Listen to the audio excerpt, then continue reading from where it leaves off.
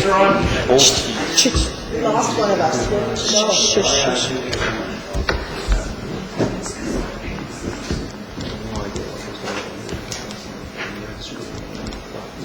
I'm going to go after you. All right. Just to note that the Board of Education acknowledges that we are meeting on the traditional territories of the Comox First Nations. We'll call to order with an adoption of the agenda. Motion to adopt. You have a seconder. Thank you. Trustee Bolts, thank you. And all those in favor? And that carries. We have the consent agenda below. And I'll entertain a motion to accept the consent agenda. So moved. Thank you, Trustee Caton. Seconder. Trustee Coleman, thanks. All those in favor? And that's carried. I had nothing to rise and report on for the in-camera meeting. We have a presentation this evening, Cumberland Learning Campus presentation. Director of Operations, Ian Hesselgrave. And should I speak more slowly because the technology? We're good. All right. So the floor back of the room is yours. We have a dongle problem. We having a dongle problem? We're having a dongle problem. Seriously, folks. Okay, good evening. I'm going to just spend the next few minutes to talk a little bit about Cumberland Community School, the process that has we've undergone over the past year with the development of the location. Part of this is the when we looked at this presentation was what kind of where the crowd would be from, and we're looking at some broader groups as well. But I think we're all quite aware of where Cumberland fits in the valley. I like the picture because it speaks to the fact that Cumberland is just a little bit removed from Courtenay and Comox, and we have some unique solutions that have developed around there. This all happened rather quickly. Oh, yeah. You know, I'd like to say that in September 2013, the board approved to create the Cumberland Learning Campus to work with the village to close the road and to purchase a medical clinic. And when I say September 13, this is when some of this stuff kicked off, but I think the idea behind it probably originated maybe 5 years before that, and it was a big one on Sherry's to-do list. But it was always my fault. It was about a year ago that this actually became a bit of reality, and that it had some money behind it, and it had some focus on the idea. So that was in September 13 when there was board approval to move forward. In November 2013, the concept design work with Tom Dishlaway Architecture began, and that's where there was some critical thinking and some meetings with senior leaders and educators in the district around developing what the campus might look like. In December 2013, the decision was made that we really have to have an end time on this to make the goal be something that we can work hard towards, and September 1st, 2014 was the chosen date.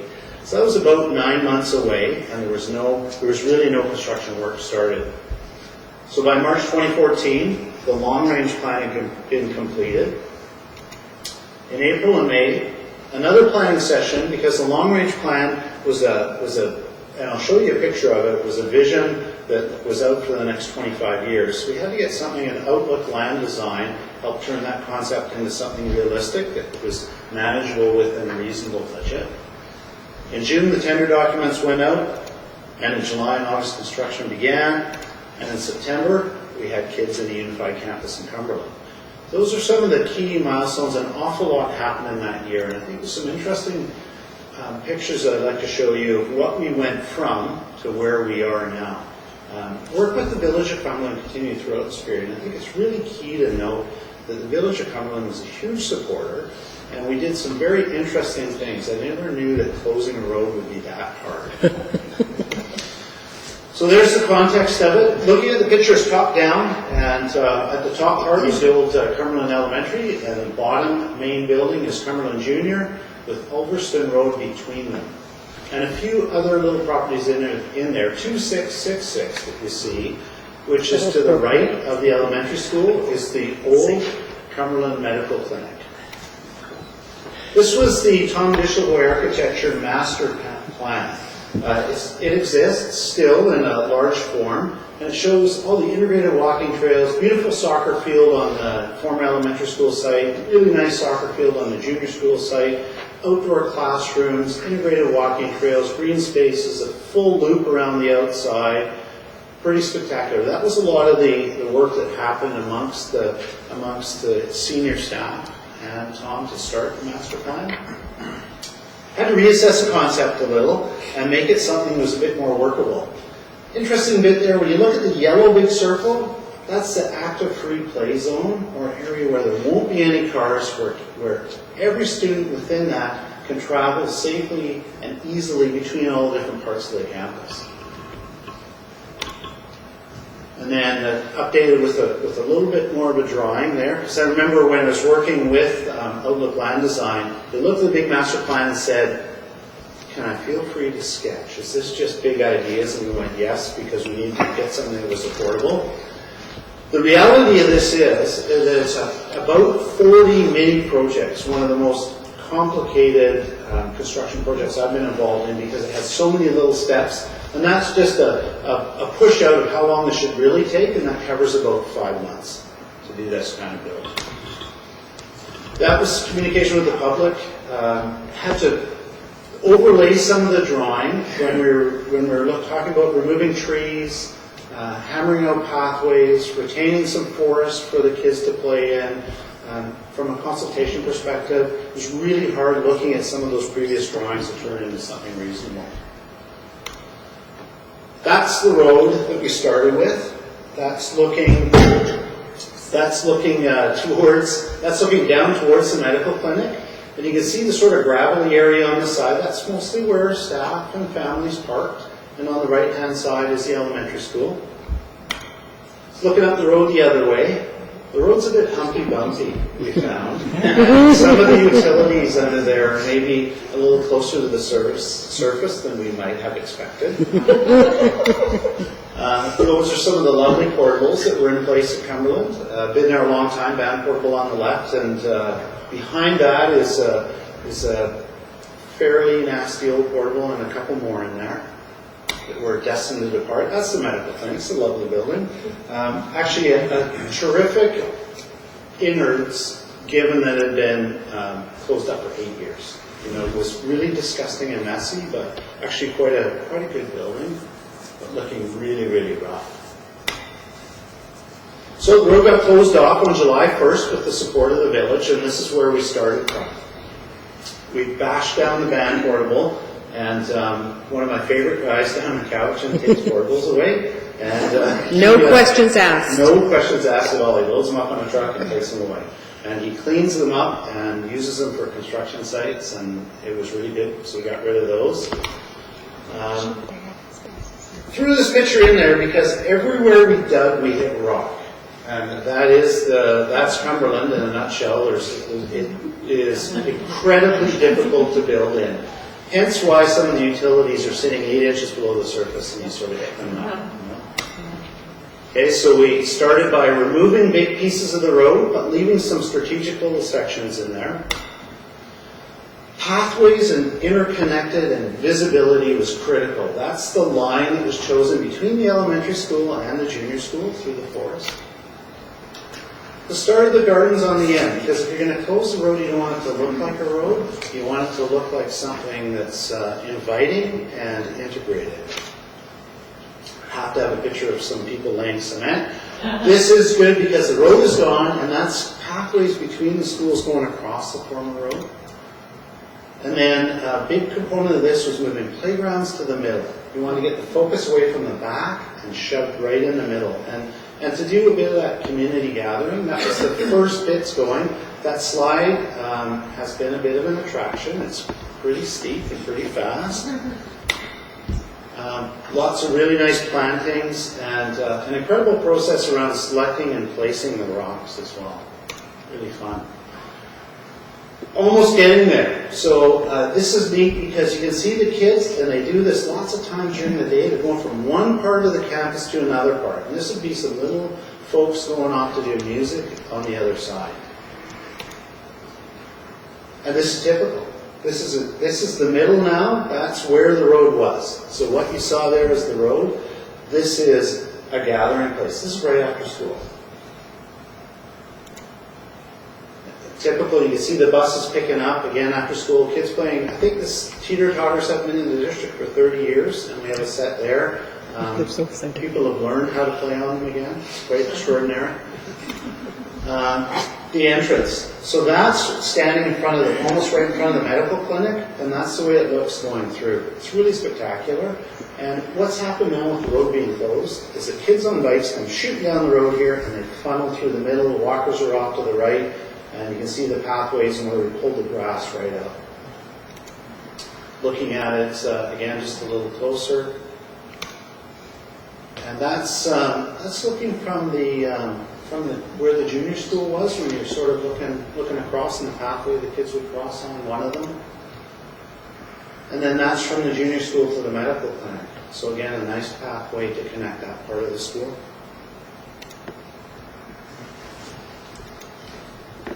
Very typical, lots and lots of people out there. And there's still a sense of forest. It's a forest community. The pathways, that once you get off the concrete part, they're all a nice discard path material. And it's been cleaned out and managed and a canopy raised, but the kids still get that sense of play. I throw this one in there because there's 4 picnic tables between the teeter-totters and the next one, and that's enough space for a full classroom to be outside. So it's a kind of a mini outdoor classroom. And then there's a look through the planting on the end by where the elementary school former parking was. And the path. And great swing set there too. And the sense of the look from the elementary school over to the junior school. Great sight line, so you can have kids, you can send them out the door and you can see all the way to the other side of the campus, which wasn't the case before. And that's what the former medical clinic looks like now. It's been painted. There's been a huge amount of work done to it. 2 beautiful classrooms and a whole bunch of breakout space in there. That's the look of one of the classrooms just before the desks went in. Really bright. You can see right over to the other part of the campus from there. And this picture is really important too, because I think there is a feeling that's a magic forest up there. And we still have that magic forest retained. The kids playing there all the time. There's still great piles of sticks and forts going on. There's still stumps. There's a back path to through the medical clinic. And we regularly have to drag logs off of the pathways, because they somehow find their way out there. Lots and lots of kids playing with sticks and running around, and there's just lots of space here. It's been cleaned up a little bit, but still lots of magic for us. That's it. Thank you. And open to questions or comments from trustees, and defer to the trustee Brown from It's awesome. Cumberland. Both my kids go to Cumberland L. My grade 4 is in the former junior site, and my grade 7 is in the medical building, and they both love it, and they loved it from day 1, and they want to be out at the school on weekends and after school and before school and all the time, because the playground's really great, even the death slide. Yes. It's really great. So congratulations on your hard work. It's awesome. Okay. So I'd just like to remind the trustees and the community that the Education Committee will be doing a field trip to Cumberland in, I believe, April at our Education Committee meeting, tour the campus, and living in Cumberland myself, I understand where the rocks came from because I've been there. I just have a quick question, and that goes to, I know this year we've been very fortunate, knock on wood, we haven't any of that white stuff. I'm just wondering, what do you have in plan, because I see they go back and forth, and then Cumberland's known to have snow sometimes from October till March, and sometimes April. What do you have to facilitate students going back and forth in adverse weather conditions? Umbrellas. So, it's a really good question, because it's one we've talked about quite a bit. We have some plans on the one parking area is still gravel prepared for paving, and we ran into some budget challenges around that. So we're going to fix that up. But the pathways we're going to retain as cart path. Over the years, what we found historically is most of those pathways are in the forest. They get a bit of snow on them, but the kids, they beat that down quite quickly, and it makes for a pretty nice, easy go-between. Up there we have the staff, there's a snowblower over at the junior school, and so those sort of mid areas that are on concrete we can quite quickly clear out. And we've talked to the village about snow removal as well, and having them clear out our entrances where we will do where the vehicles will be going out. But we think the walking pathways will be in good shape. Trustee Gould? Very good presentation. I'm glad to see that teeter totters have been reinvented again. And they used to be the center feature along the swings and playgrounds back in the day. I'm interested in the longer term plan. I think it's amazing work, and that road is so much better, although permeable surfaces are the future, so save that paving money. Do not pave. Places are unpaving, We've had this conversation. So a few years ago, this idea, I had some substantial discussions with the administrator in Cumberland at the time, because neighborhood learning centers, Gordon Campbell was crazy about neighborhood learning centers, and that is just sharing of school buildings with municipal uses. The school is empty at night, the gym, other facilities, right? So I'm hoping that the planning with the municipality or with the village is still going on around their renewal of their town hall or gym facilities and what might happen in the future. Because although that has no longer flavor from the government, you see what happened in Port Alberni where they built a school that incorporates that public use. And we're getting some great, it's much like Lake Trail, we get some great Cumberland Community School use up there. And I'm actually up in about 2 weeks to have a meeting with them around how we're going to better structure that in some ways, but almost every night of the week there's people in the school, and there's meetings, and there's parent stuff happening in the annex, and there's an awful lot going on. I think that is very, very well used, and in the evening, so there's lots coming from it, and I think it's just that's picked up, if anything, in the last year. I know we were talking about they wanted to rebuild their fitness center, and if it was added to the gym there, then the school use. Yeah, those further conversations haven't happened, but there's certainly lots of community school use of the building. It's getting really well used, which is great. And in the longer term plan, because you saw that first plan, is I think next steps are to do some community partnership around completing the trail around the outside, stuff that we could kind of get away with in while working with the community. Outdoor fitness stations and stuff like that. Awesome. So on behalf of the board, I'd really like to extend our thanks and our appreciation for the tremendous amount of work your leadership provided for this project. And certainly from the opening slides, it's pretty clear that this was a challenging task in terms of meeting deadlines. And the reviews have come back glowing, and I think that's very much to your credit and to the team that you work with. So thank you. Education Committee report. Trustee Payton. So you see before you the minutes, and I just have one correction there, Debbie, that on the attendance, Trustee Ian Hargraves was at the meeting. If you want to add on that one there. I would like to acknowledge Director Douglas, who's not here this evening, and Joan Pierce, Carol Walters, Debbie Nelson, Doug David, curriculum support teachers with their presentation, and great asset to our district. Jen Riley spoke about the fine arts lead teacher and the many wonderful music programs, and not only music but fine art programs in the district. And Murray McRae led Glacier Secondary Center, and it's amazing what that center is doing supporting our students, and it's a well-utilized center, and a number of students from the district are graduating, getting their dogwood and their evergreen certificates because of Murray McRae and his school and the support of the staff. Reminder, our next meeting is Tuesday, March the 10th at Aspen Park Elementary. I believe we're doing an evening meeting there, Mr. DeMaya. Correct. We are from 6:30 to 8:30. As I said, public is welcome to come, and thank you for Deepak for coming out last time. It's nice to see some nice faces in the audience there. Do any trustees have any other comments or additions they would like to add to the minutes? Seeing none, I'll move your recommendation. Motion to receive my report. Have a seconder? Trustee Coleman. Any discussion? All those in favor? And that's carried. Thank you. And we'll move on to the $10 a day childcare plan. This is a follow-up to a presentation to the board from last month, and I'll turn it over to Trustee Bolt to lead the discussion. I would like to make the following motion that the Board of Education endorse the community plan for a public system of integrated early care and learning, otherwise known as the $10 a day care plan, and further that a letter confirming endorsement of the Coalition of Child Care Advocates be copied to the BC School Trustees Association and the Minister of Education. Can I second that with a friendly amendment? Is that possible? Just add the NDP and NDP opposition credit to the, also to the, is that a possibility?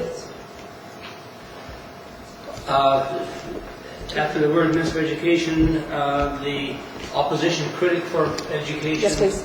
And the local MLA. Yes, please. So we have a friendly amendment to add the opposition, minister, the opposition, education critic, and the local MLA. Okay, do I have a seconder? Ian, second. Cliff, you want to open the discussion? Just the presentation was made last month. It was a good presentation. I think this is an issue.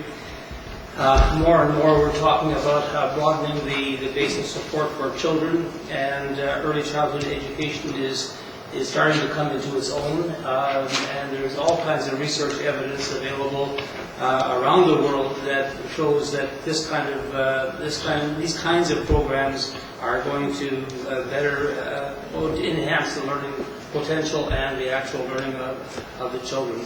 Many districts in the province have already endorsed this, and I think it's time that we got on board that as well. Thank you. Any trustees, any additional comments, discussion? Seeing none, I'll pose the question. All those in favor of the motion? And that's carried. Thank you. The GP Vanier Secondary School update. Just a verbal update for the board, Mr. Chairman. So the board has been working for quite a few months with the Ministry of Education to finalize our study on the seismic mitigation project at Vanier. Most specifically, the work over the last few months has been focused on the potential upgrade of the mechanical, electrical, and some architectural design work in the existing structure. So I think we're coming near the end of the process. We as you're aware, the chair at the time and the vice chair, along with the superintendent, myself, had an opportunity to meet with the minister and our MLA, and they have assigned us from that meeting homework to do. I'm down in Victoria this Friday to meet with staff from Treasury Board as well as the Ministry of Education, and we're hoping that is the end of our presentations. And so hopefully sometime soon we will be in a position to report that that the project will move ahead. In the interim, waiting for the approval, we've done everything that we can to get ready to move the project forward regarding request for proposals, tendering processes. As soon as we get the green light and a project agreement signed and approved by this board, we'll be ready to move forward. That's any questions, comments, trustees? Thank you. We move on to correspondence section. Attached to your agenda is a letter penned by the Nalatsi class of 2015 to the Prime Minister of Canada. And we felt that it was appropriate to add it to our public agenda as it clearly speaks in glowing and positive terms of the experience of the students there. And Janice, I don't know if you have any additional comments.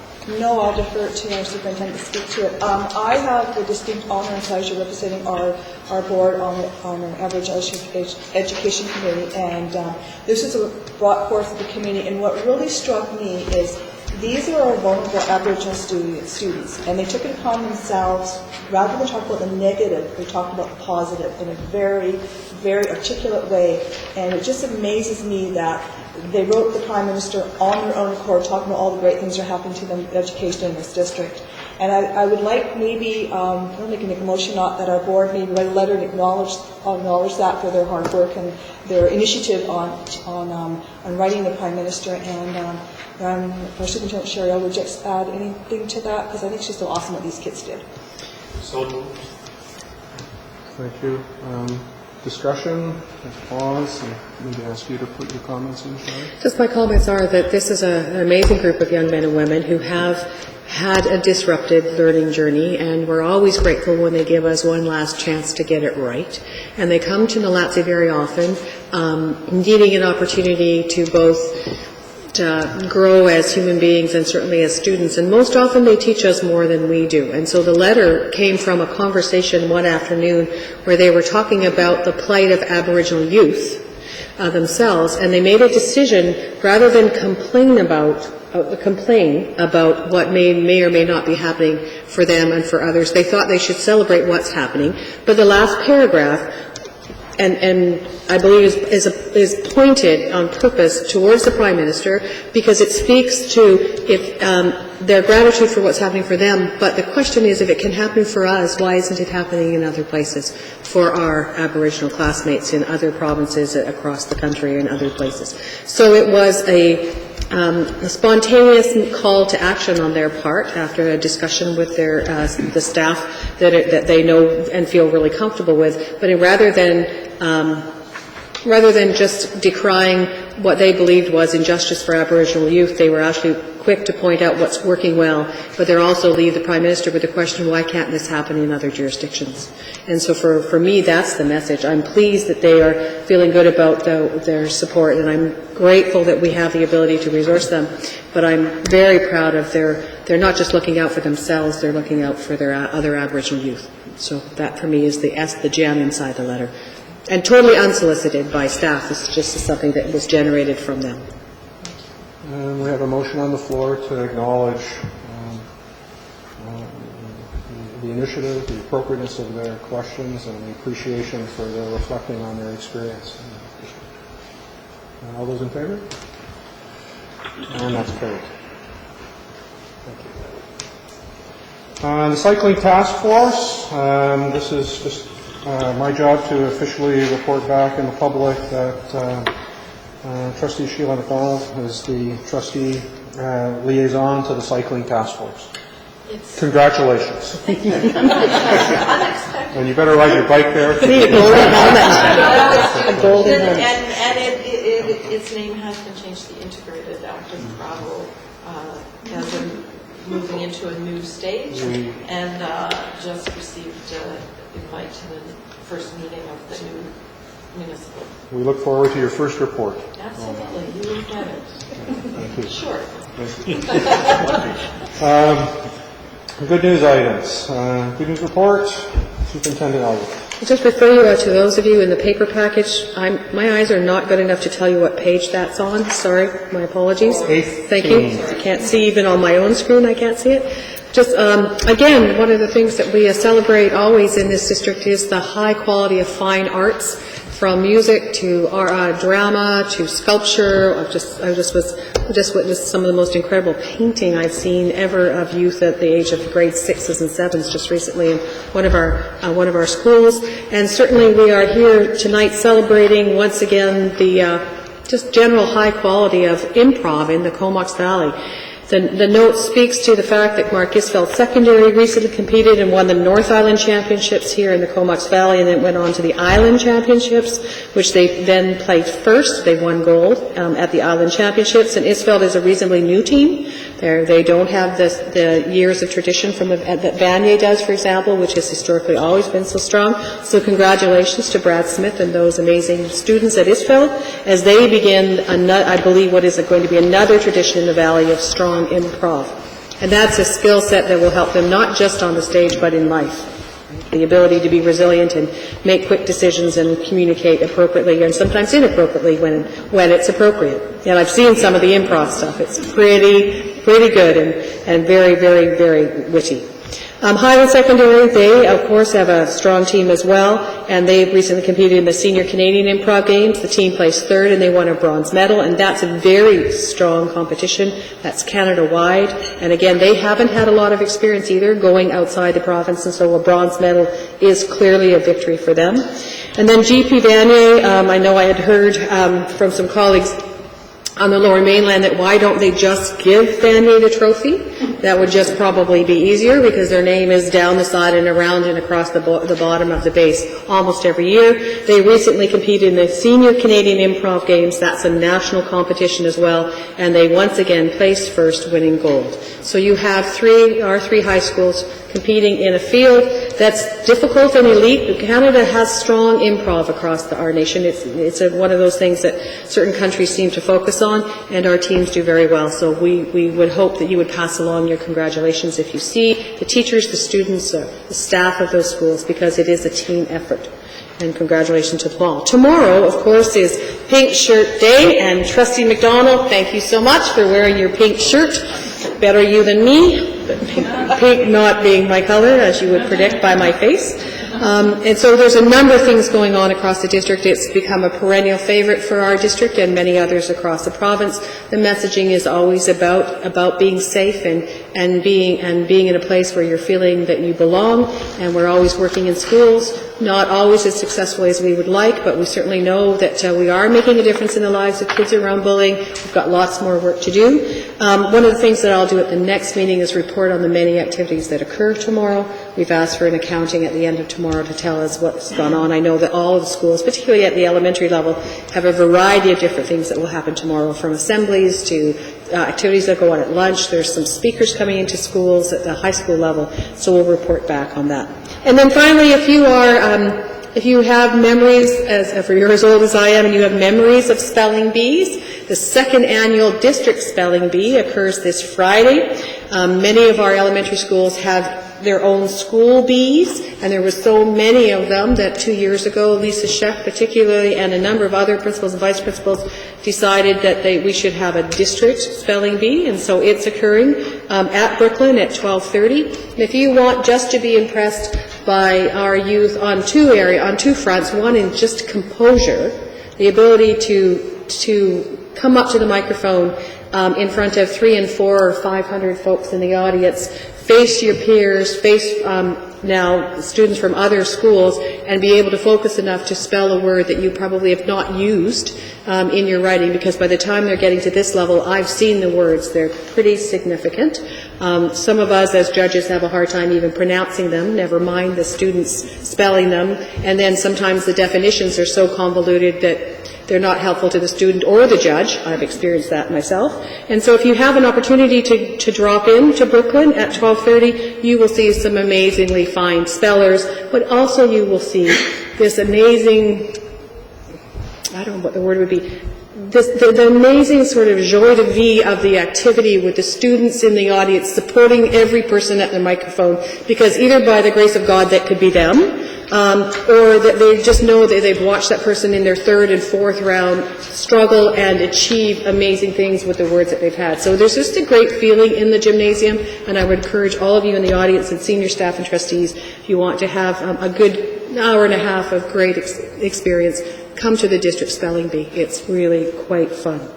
So that's my report. There are many other things going on. I know that for folks who are interested in athletics, many of our basketball teams, junior girls, junior boys, senior boys, across the district at all the high school levels are moving on, most of them to the next level, North Islands or Islands. Basketball season, of course, is right upon us, soccer as well. In some cases, there's lots going on, and we'll have lots of things to report in the next meeting. Thank you. Any comments, questions from trustees? Thank you. Thank you. Move on to changing results for young readers. Recently, at the last Education Committee meeting that was referenced by Trustee Caton, we had an opportunity to hear about a number of initiatives that are going on across the district, and they were kind of brief in their descriptors because we had a series of speakers. But one of the things that I had hoped that we could perhaps spend a bit of time on tonight and expand for the gallery and for the trustees is one of the discussions which focused on our participation as a school district in a provincial initiative called Changing Results for Young Readers.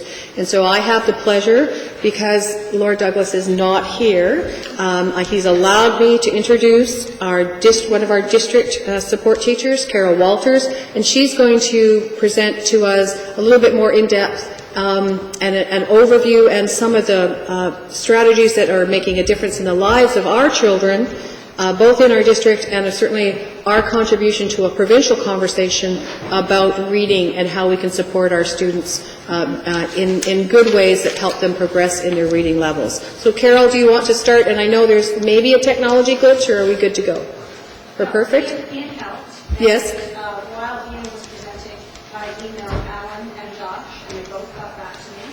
And Alan suggested that I ask Tom. I was thinking, I have to be honest with you, you were asking Alan Douglas for technology? Okay. Well, I was looking around the front table there, and all of you have iPads, so I thought somebody here. We'll know how to help. Yeah. Somebody, Anyway, Donald was there. Okay, great.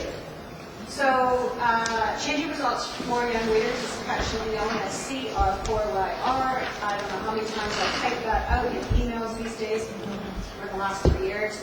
And as Sherry said, it's a provincial, province-wide initiative, and the goal really is to increase the number of BC children who are engaged, confident readers and experiencing the joy of reading.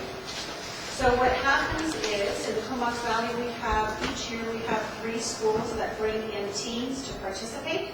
So in our first year, 2012-2013, we had Courtney L. And each school brings, at that stage, we're bringing in their learning support teacher, their curriculum support teacher, administrator, and 2 teachers from the school.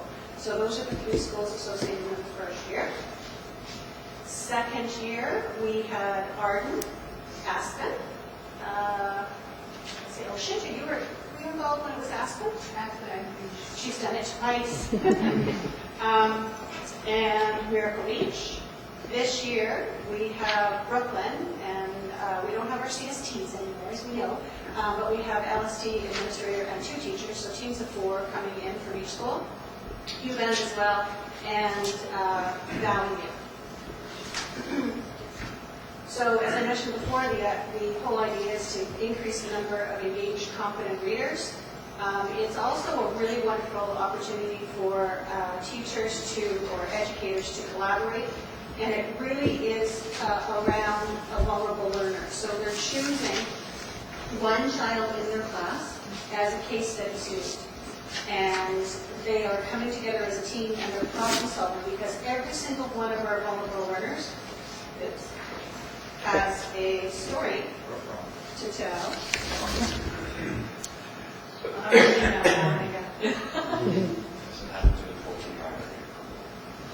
What's that? Oh, okay. there we go. Oh, there we go. Okay.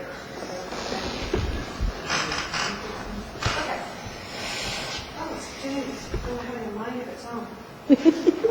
Well, we're going fast. There we go. There you go. Forget the last line.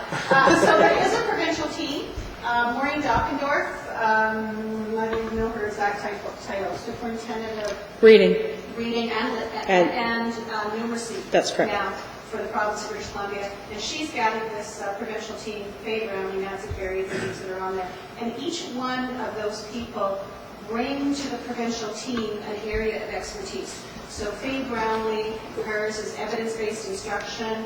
Nancy Perry and Deb Butler are about self-regulation. Kim Sherman-Reichel bring in social-emotional learning.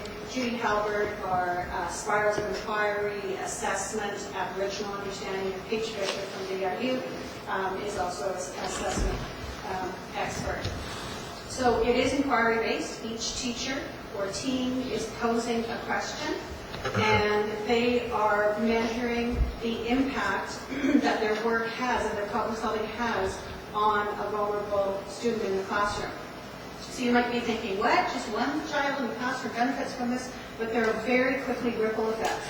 Because as teachers try out these strategies that they've figured out as a team, they will try them out in a small group, or sometimes even whole class.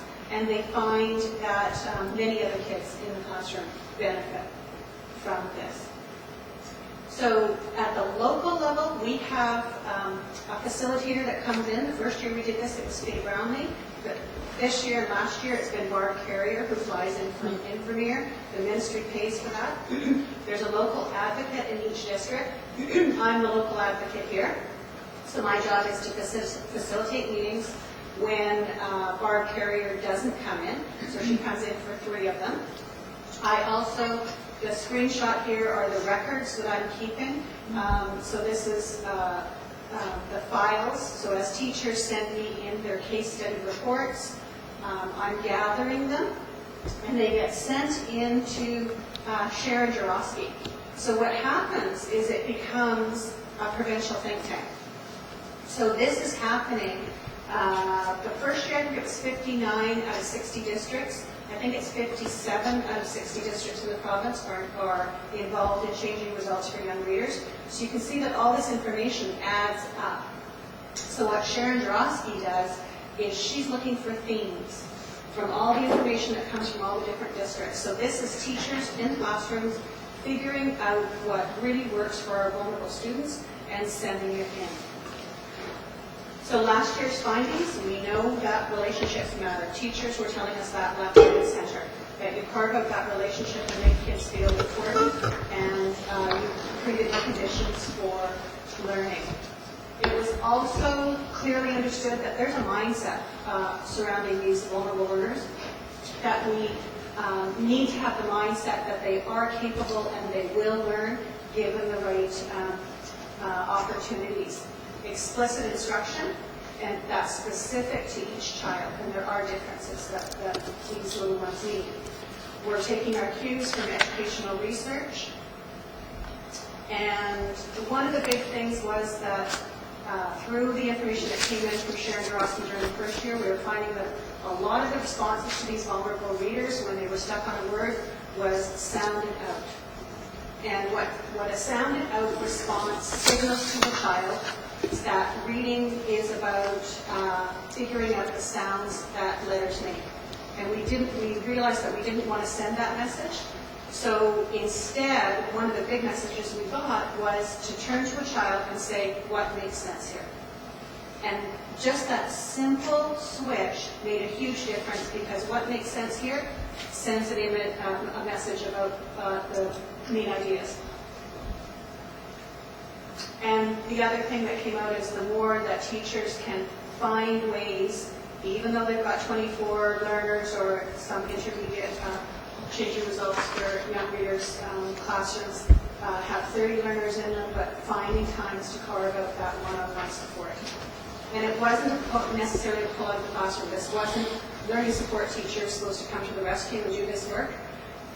Part of it was we're fully realizing that these kids are in our classrooms for 95% of their hours in school, so we wanted to make sure that teachers were finding ways to make that one-on-one time. There are resources that are recommended. So the second year it was Catching Readers Before They Fall, and the provincial team brought in the authors, Pat Johnson and Katie Keir, to give a conference in Vancouver. This year they're looking at Peter Johnson's work, and his is all around how to speak to children to get them thinking and being reflective and engaged in their learning. This came out after the first year to show the difference that these case studies have produced. So you can see, let's see, if you look at the blue area, went from at the beginning of the year, the fall, the formative assessment was 32% not meeting. By the end of the year, it was 14%. That pink area, 32%, although it says meeting, that's minimally meeting. So the minimally meeting numbers went down to 23. The fully meeting went from 27 to 41, and the exceeding went from 9 to 22. Here, what I did just this morning is I went through some of the case study qualitative information that teachers had written in their case study forms, and I just pulled out a few things just to show you, because it's not based on numbers. We're not collecting numbers on this. It's qualitative information. It's teachers telling stories about what's happening.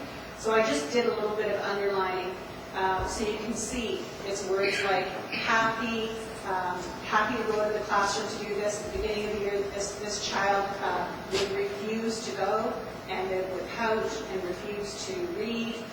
Students' reading has improved. There's a benchmark level there from 9 to 16. She feels successful. She can recognize her own progress. And I'll get down to the last one. His reading has definitely improved over the year. Here's another one. He now sees himself as a learner. The other student's perception of this student has changed. He is a positive example for other students. Although my student has not made good reading progress, he still is reading below grade level. I feel, though, that being surrounded by a caring and supportive community has helped this student to maintain confidence needed for continuous growth. This was an interesting one. This was Colleen Devlin from Arden sent in her work last year, and it was organized all around the Aboriginal principles of learning.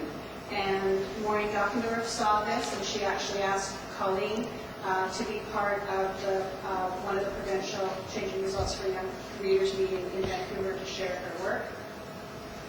Jennifer Hedeken, also from Arden, that nice gentleman. That's very nice. Did her master's on, I think she called it Right Hemisphere Reading. So instead of the traditional way of working from the abstract sound and symbols and working up towards meaning, she reversed that order, and she has a really clear and concise guide to help teachers to understand a process in which we can work from meaning first and then work down to those abstract symbols. And her work is being used by one of the teachers in this year's Changing Results for Young Readers, and it's also being used in case studies in Campbell River as well. Oh, and I forgot to mention, I go to Campbell River and to Parksville, and I facilitate their Changing Results for Young Readers meetings in those two districts as well. So that's where the connection comes in. It's with the Campbell River. And at the last provincial meeting, we were also asked to share our district's assessment practices. That was about a 20-minute segment that was in front of about 200 people. So it was highlighting the work being done here in School District 71, which was great. There is a Young Readers website. You can just Google Young Readers, and it's constantly updated. And it has all sorts of articles. The slideshows from the presentations are all up there as well. This is one article that was, I think, quite a nice one that would have implications for our PLCs because it's talking about effective schools and that teamwork is not an option. We can't have teachers working in isolation anymore. It just doesn't work. Years ago, I heard Bruce Barstow speak about he used a teeter-totter analogy, and he spoke about the kinds of structures that a district can put in place. And when the structures are correct, they will create the conditions for creative leadership. And I feel that Changing Results for Young Readers, with its lens on the vulnerable student, is a structure that allows for good things in our district to happen.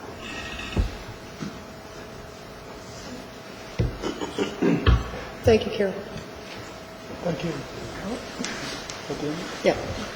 Any questions or comments from trustees? Carol, on behalf of the trustees, thank you very much for taking the time to provide us this presentation. It's clearly an illustration of the fine work that you and your colleagues do, and arguably our broader educator group in the district as well. It's also acknowledged, and we'll get to it towards the end of the agenda, that we have some dark shadows in our midst, but that's not to take away from the outstanding work that we all recognize is taking place. So thank you on behalf of the board. And through you, Madam So, Superintendent? The next item on the agenda, we had thought that, particularly for new trustees and maybe folks in the gallery, we would ask Director Schatz to speak to the McCreary report. We are just in receipt of both the North Island sort of compilation of that report that occurs every couple of years, and our own data. So we thought perhaps there might be some interest in the McCreary report, particularly because I suspect that in the media in the next little while you'll see some reporting out about the McCreary data that's just come. And just before you start, we have tried to actually, so you don't have to like yell from back there, that you actually come up. If you'd like to come. I think I can, I know. Nice try. All right. I have no problem. All right. Well, Hearing. on a without prejudice basis, we'll let it go this time. But next time you'll be up front and center. I did try. So I was asked to overview the McCreary report. The McCreary report is also better known as the BC Adolescent Health Survey, and it looks like this. You can also access it online. The McCreary Center Society is a non-government, not-for-profit organization committed to improving the health of BC youth through research and community-based projects. The Society was founded in 1977, sponsors and promotes a wide range of activities and research to identify and address the health needs of young people in the province. Between February and June 2013, almost 30,000 students in grades 7 to 12 completed the BC Adolescent Health Survey in schools across the province. They answered 130 questions about their health and about the risk and protective factors in their lives. This is the 5th time students have been asked to complete the survey since 1992.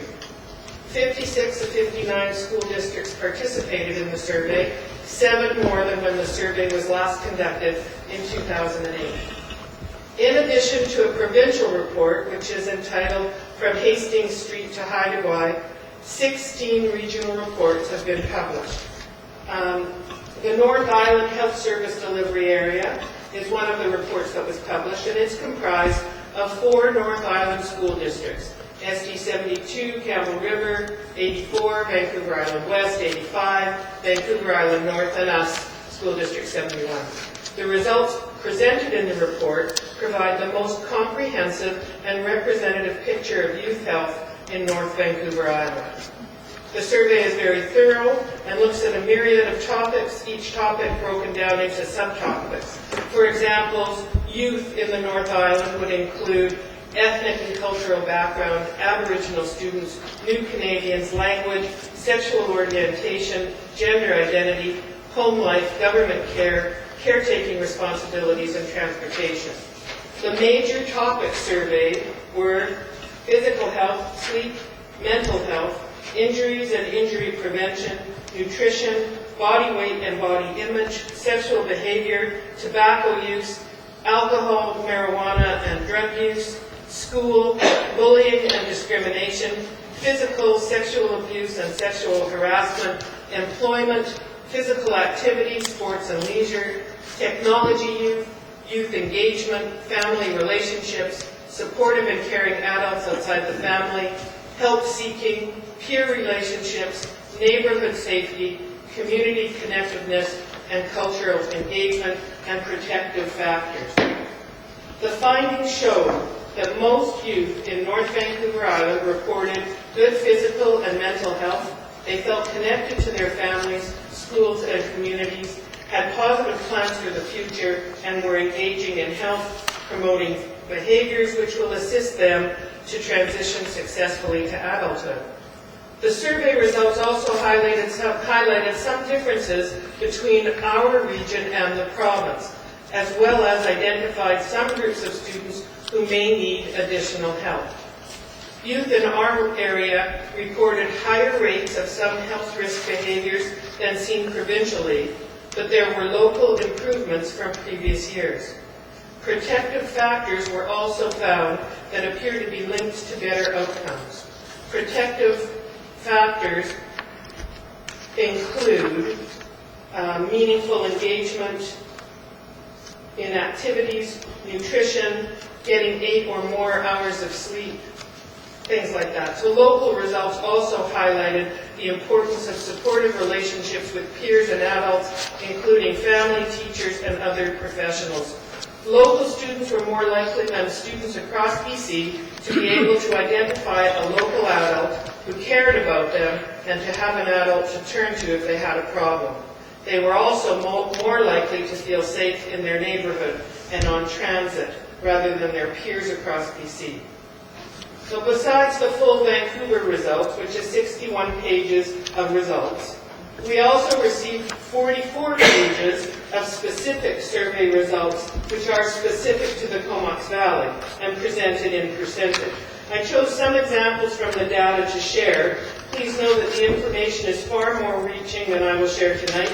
For example, from the nutrition section, we know that 6% of students in the Comox Valley who responded will sometimes go to bed hungry due to insufficient food at home. 1% of respondents often or always go to bed hungry. From the school section, we learned that 83% of Comox Valley students who responded plan to continue their education after high school. 7% of our students haven't thought about it. We know that 49% of respondents agree that they feel part of their school. 51% agree that they are happy to be at school. 52% agree that they feel safe at school. From the mental health section, we know that 44% of students self-rated their mental health status as good, 40% as excellent. 11% of students self-reported with depression, 9% with anxiety, 9% with ADHD, 78% self-reported no specific condition or disability. 33% of our students agreed that they usually feel good about themselves. The report contains valuable information. We will use it to guide and influence our practice. It will guide and influence our Student Health Advisory Committee and our Ad Hoc Health Committee, as well as our district goals. Copies of the report are available at www.mcs.bc.ca. Thank you. Questions or comments, trustees? Seeing none, we move on. Thank you. Madam Superintendent. Oh, sorry. Your report, is it going to go on our website someplace? The one that I just wrote? Yeah. I'm not sure. Say yes. Maybe with links. She's nodding her head. To the report. Can do that. Original report. And Lucy and I are meeting with Esther this week to talk about the student health commission and where we go, and I'm sure this will be part of that conversation. Thank you. Move to the Finance Committee. Trustee Coleman. Thank you. You've got the minutes of our last meeting in front of you.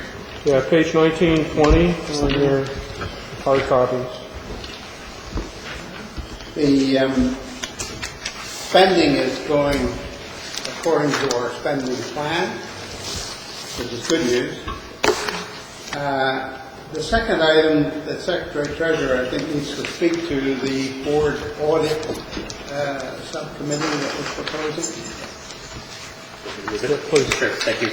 Thank you, Trustee Coleman. In your board package is a briefing note written on the audit subcommittee. The briefing note has attached to it excerpts from your policy on board committees.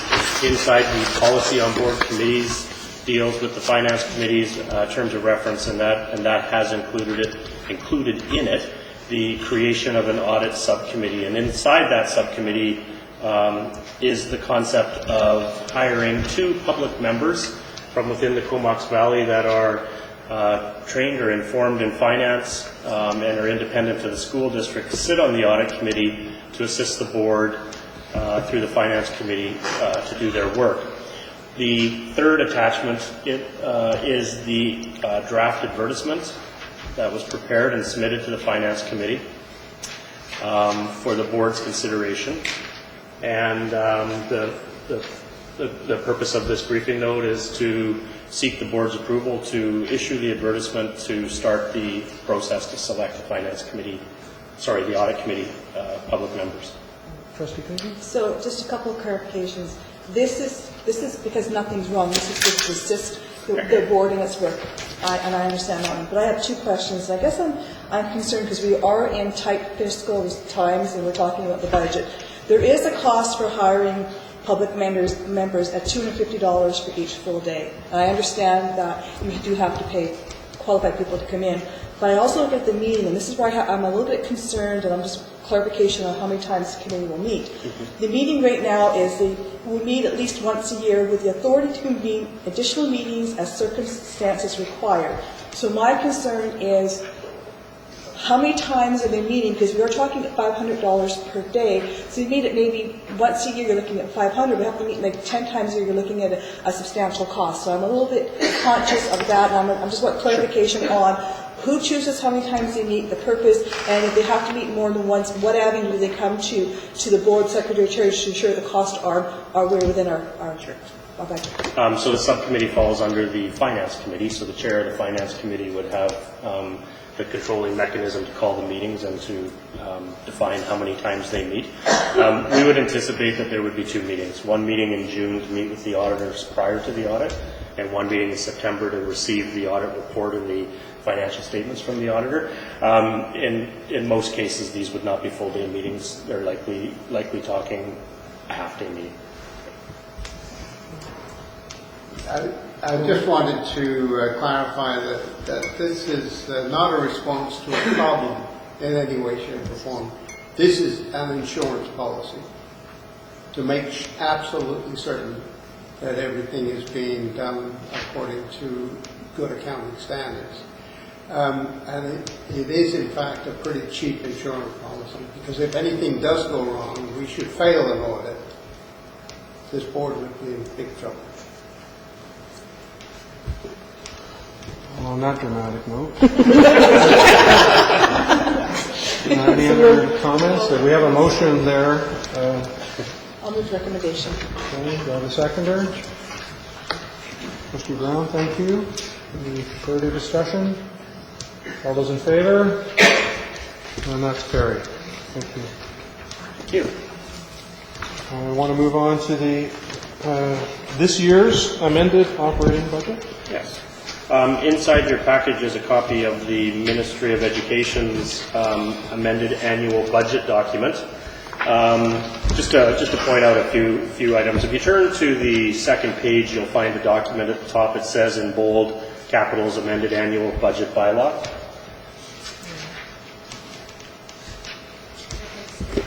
Amended annual budget bylaw. How about amended annual, not capital? Sorry, in capitals, I meant to say. Okay. Bold capitals, amended annual budget bylaw. All right, so this is the legal document, the budget bylaw that the board is being asked to consider. So to give some descriptions of what's in this bylaw, so it's a bylaw of the Board of Education of School District Number 71, Comox Valley. Point number 1 indicates that we have complied with the provisions of the Act respecting the amended budget in the bylaw, which we have. This bylaw may be cited as School District Number 71, Comox Valley amended annual budget bylaw for fiscal year 2014-15. And the third point is the amount of the budget bylaw, which is $86,781,167. If you flip over 2 pages, you'll find Statement 2. It has a big bold draft on it. You can see that there are 4 components that are making up this amount. $74.4 million is the operating budget. $4.97 million is the special purpose fund. Largely what lives in that $4.9 million is the school-generated funds, the Learning Improvement Fund, and the Community Links, plus a few other small items. And the bottom 2 capital funds can actually be combined together for $7.3 million, so $86.781 million. To comment on this budget, last May we went through a process to develop the preliminary budget in May, and at that time we had indicated that the budget from May was largely going to represent what we needed to approve in February, and that has turned out to be the case. So the significant changes from May to now is, 1, we needed to account for the strike savings that were realized, and this is the money that the government is taking back from us. So that was about $2.3 million. We have to account for the $1.43 million that we received from government to pay for the costs of the collective agreement with the teachers. Basically, all other staffing provisions that were included in the May budget are the same in this amended budget. The Finance Committee, as you can see in the minutes, has had an opportunity to go through it in detail, and the trustees had an opportunity to have a budget working session where we were able to walk through the document. So as you see in the minutes, the Finance Committee is recommending adoption of this amended bylaw. There are 4 motions, as you see, Mr. Chair, in your agenda. Okay. So I'll entertain a reading of the first motion. I move that School District Number 71 Comox Valley amended annual budget bylaw for 2014-15, the amount of $86,781,167 receive its first reading. Second. Thank you, Trustee Bowles. Any discussion? All those in favor? And that's carried. Second reading, Trustee Coleman. I move that School District Number 71 Comox Valley amended annual budget bylaw for 2014-15 in the amount of $86,781,167 receive its second reading. Second. Thank you, Trustee Bowles. Discussion? All those in favor? And that's carried. And just before we move into the third motion there, just for clarification, when read and voted on, this needs to be passed unanimously. In the absence of it being passed unanimously, then the board will reconvene sometime prior to the end of the week in a public meeting to discuss and review the motion, which at that time would not require unanimous consent to pass. So I move that the board unanimously agree to suspend the requirements of the School Acting Board's Procedure Bylaw 2013 to have the third reading of the amended annual budget bylaw at a subsequent meeting. Second. Thank you, Trustee Bolt. And any discussion? All those in favor? And that's unanimously carried. Thank you. And last but not least, I move that School District Number 71 Comox Valley amended annual budget bylaw for 2014-15 in the amount of $86,781,167 receive its third and final reading. Second. thank you, Trustee Bolt. Any discussion?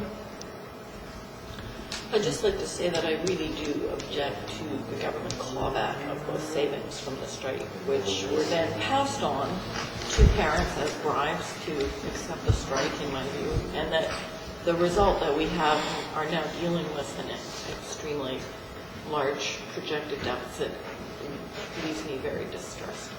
So as we vote to recognize reality, I want to say that I am offended by this reality, which is no one's fault here. Who knows? Okay, all those in favor of the motion? And that's carried. Thank you. And a motion to receive the Financial Committee report, Trustee Coleman? So moved. Second. Thank you, Trustee Bolt. Any discussion? All those in favor? And that's carried as well. Thank you.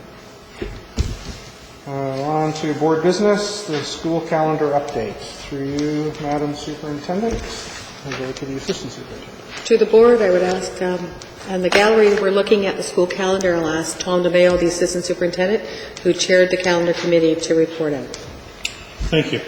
In the package, you'll have draw your attention to the calendar briefing note, and you can see some of the, I've given some background information on the changes that occurred for the sake of our new trustees, as well as outline the process around the draft calendar. The process involved meeting with all partner groups and creating a calendar structure that you will see is very similar to what we have this year. Of note, and I'll draw your attention to the actual calendar itself, so I'm calling it up here. You will see our requirement when we send it into the ministry, does not include having all the exact dates in terms of this is a detailed calendar that we're used to getting. Rather, it's making sure instructional minutes are met and that we have a number of non-instructional days, and when our vacation periods are. That is the extent of it. But for sake of looking at the whole picture, we've put in a draft. Now, I do want to draw everyone's attention to the PLC days. They are tentative, and they are as a placeholder right now. The discussion is still occurring in terms of where they fit, and length, and those sorts of things. We're still talking about them on the Wednesdays, but this is just an idea of where they would go and how they would look and what a calendar would look like. So the process from here is if the motion's passed, this calendar goes up on our website, and as well will be sent to all the schools and have the administration share them in their newsletters and that are going home to parents and staff. Our partner groups have had these in this calendar for the last month and have brought feedback to the group. We've made some slight modifications and changes to it based on the feedback we've received. It'll go out again for public feedback and partner feedback as well. There'll be a mechanism where individuals and groups can comment on that. That'll all be brought back here with a summary in terms of any additional comments other than the ones that we've already received for a final vote at the next board meeting.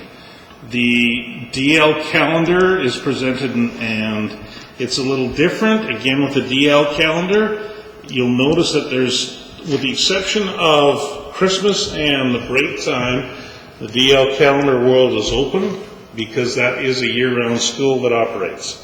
The group that's been meeting is sort of discussing where the staffing fits into that, but the school itself remains open all year as we have summer programs there.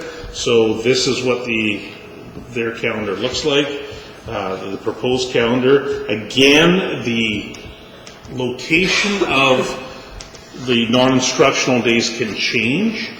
What the ministry is concerned about is how many, not the actual date of them. So again, this calendar represents a very similar calendar to what was sent last year. Can I just clarify one thing? The other thing that is not on the draft calendar, the one that has the color-coded, is you'll note the exam schedule has not been set, yes, at the provincial level. There's a dilemma, sort of one of those once in a every 7-year cycle around provincial exams. I'm expecting to be able to report to the assistant superintendent probably on Thursday what the actual exam schedule will look like for the 2015 and 2016 year. So if you're looking at, I know that folks, someone phoned me the other day to ask me when the exams were in January, because I think they're going on holiday or the family was looking to go away, and I can't tell you quite yet, but we'll have that information within the next week or so. So the board's being asked to approve these in draft, primarily to facilitate so they can get out for Correct. comment, and then at the March board meeting, it will come back for the final comment. And they'll be posted on the district website when, and the feedback for Tomorrow parents, there'll be a morning. link on there that Actually, or the like- community. Yeah, our technician is waiting, so as soon as it happens here, it'll be an email and it'll go live. Any additional questions or comments? Okay, entertaining someone moving the recommendation. We'll do it one at a time. So moved. Well, I guess it's in, can we move both together? Or we can't.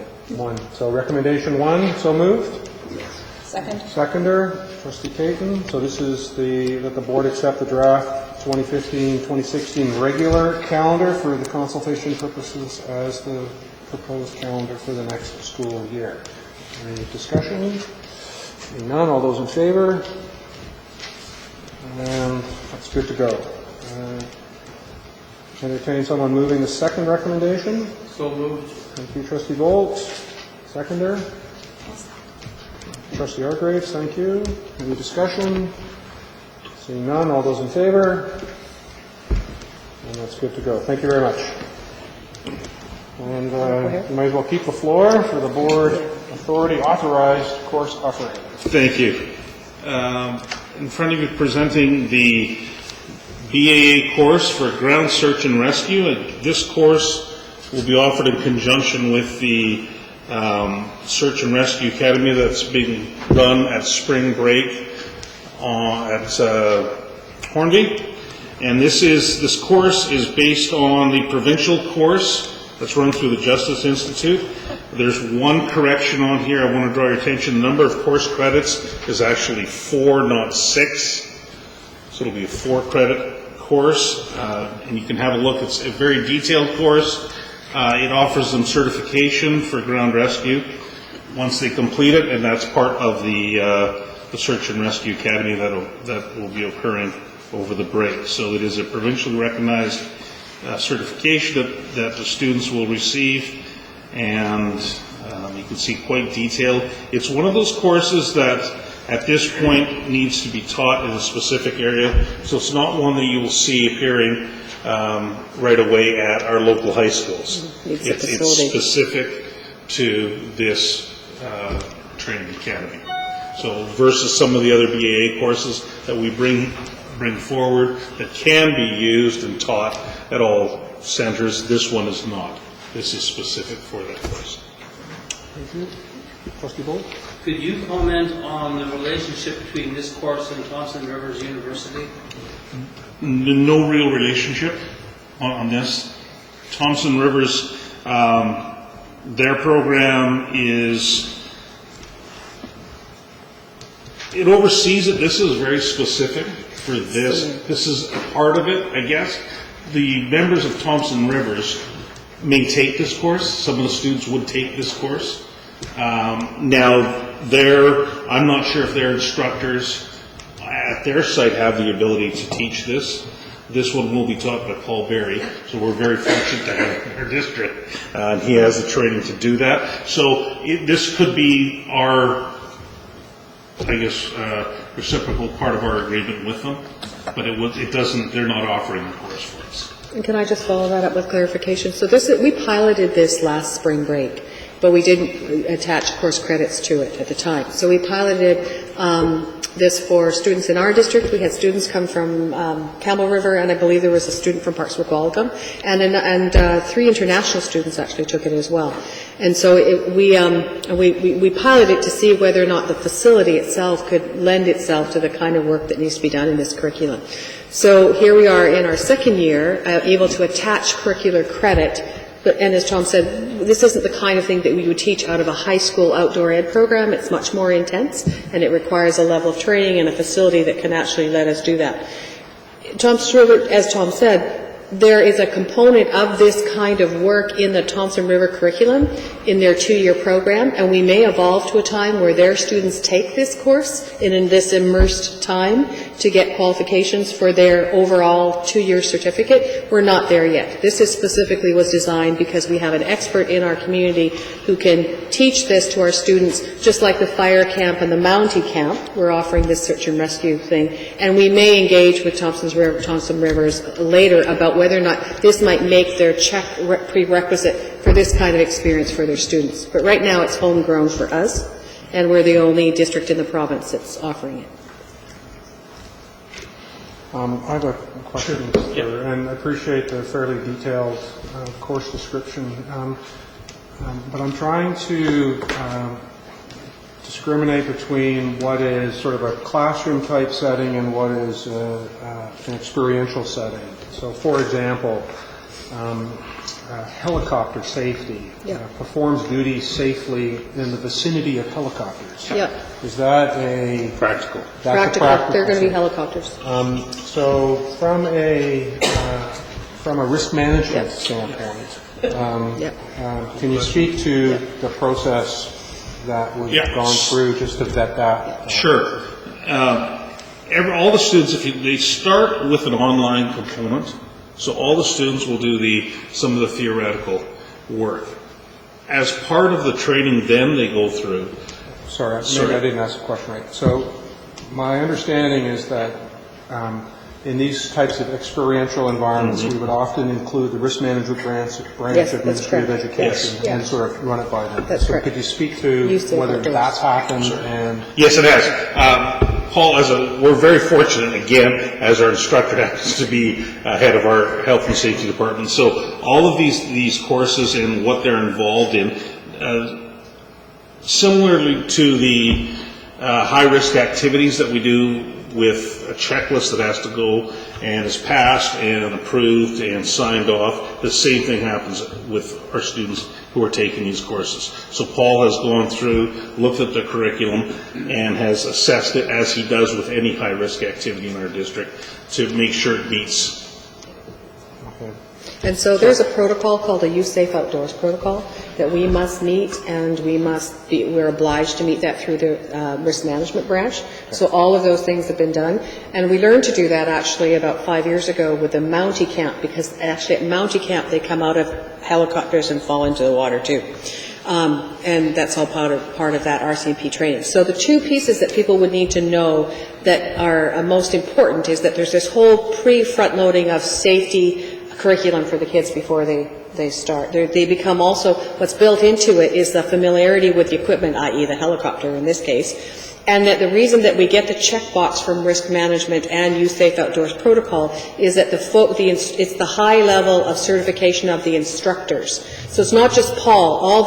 So what Paul brings is as the overarching educator, he also brings the team of volunteers from SARS.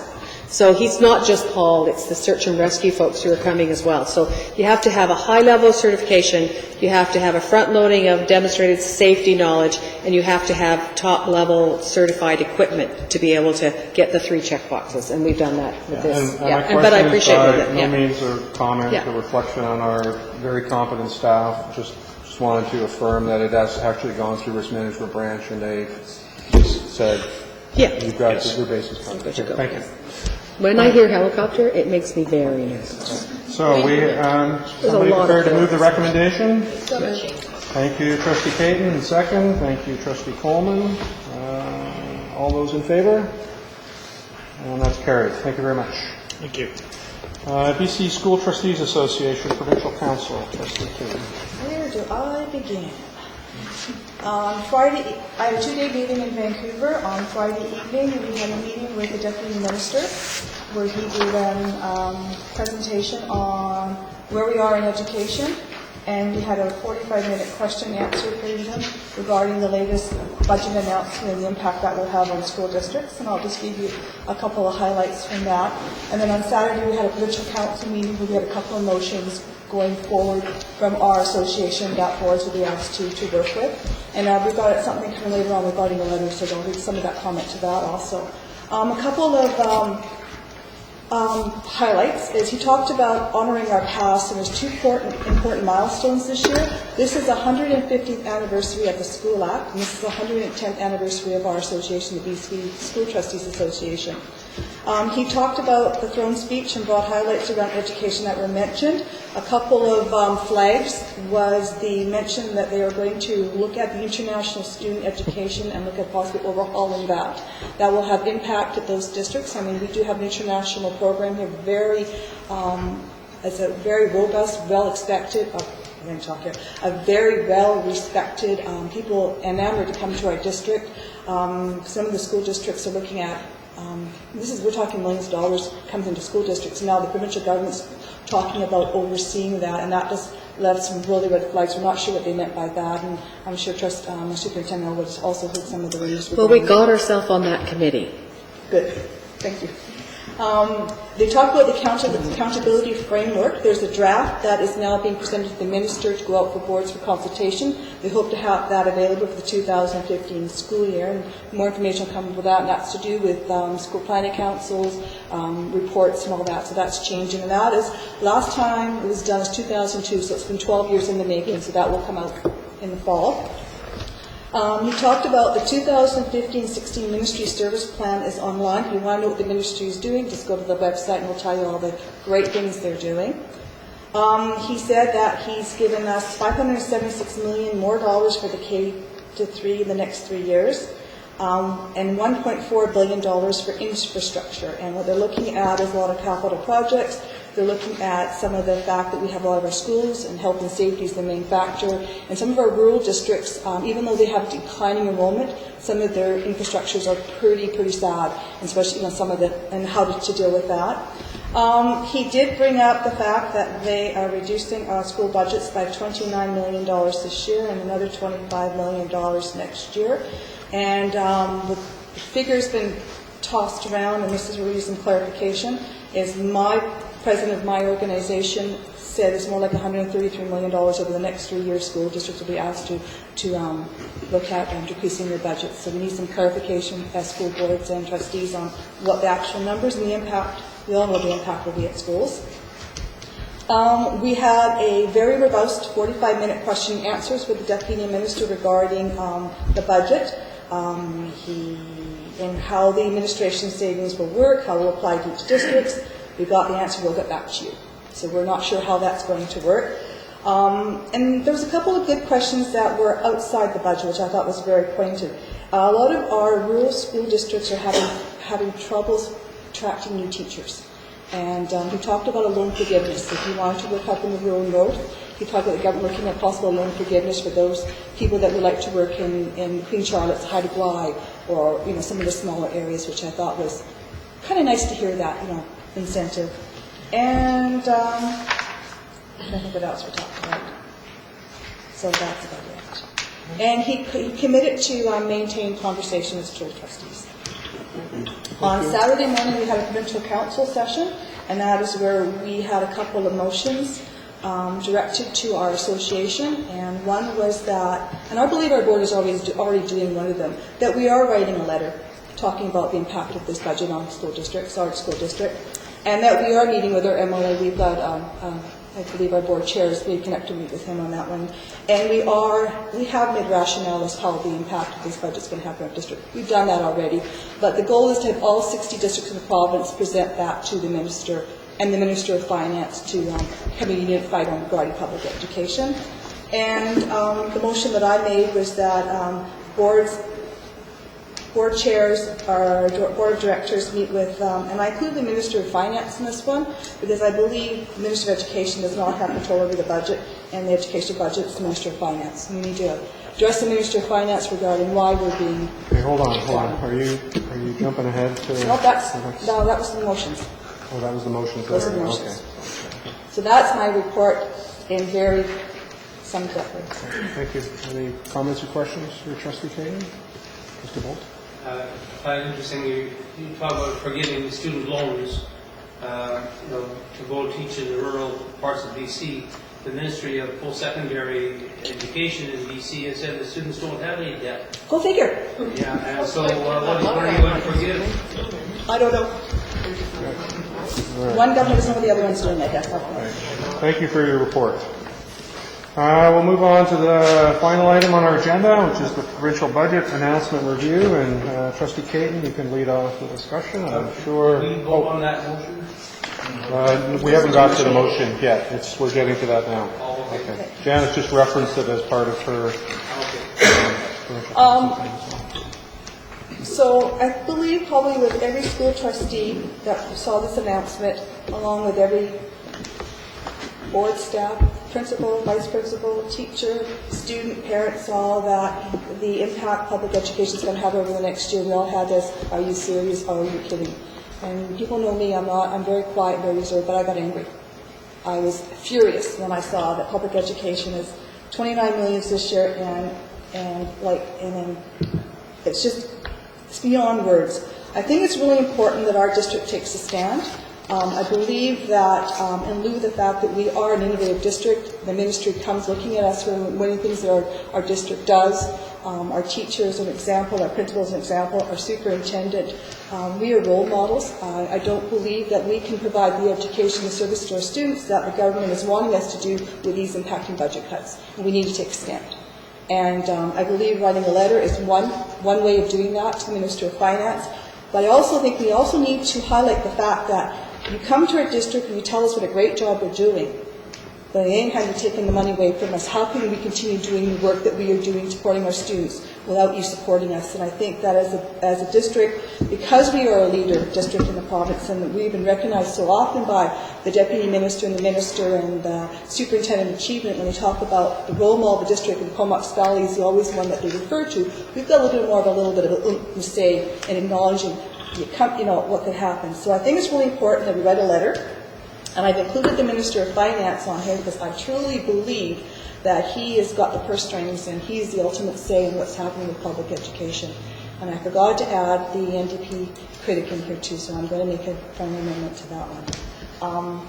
And so I'm going to make the motion and we can have the conversation. Okay, well, before you make the motion, you don't need to make a friendly amendment because you haven't made the recommendation yet.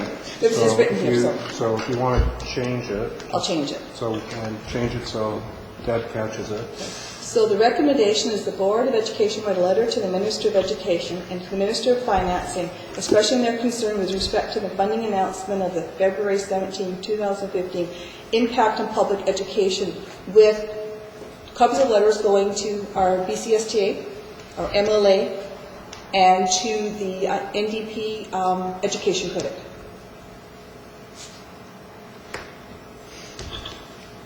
So You really shouldn't leave the Premier out. Yeah. Okay, and put her in there too. I don't really care about it. Oh, sorry. She might feel slighted. okay, so we're still wordsmithing the recommendation, so we're not I don't think we can friendly put her or in there. unfriendly anything. I would rather leave it where we are. She'll get it eventually.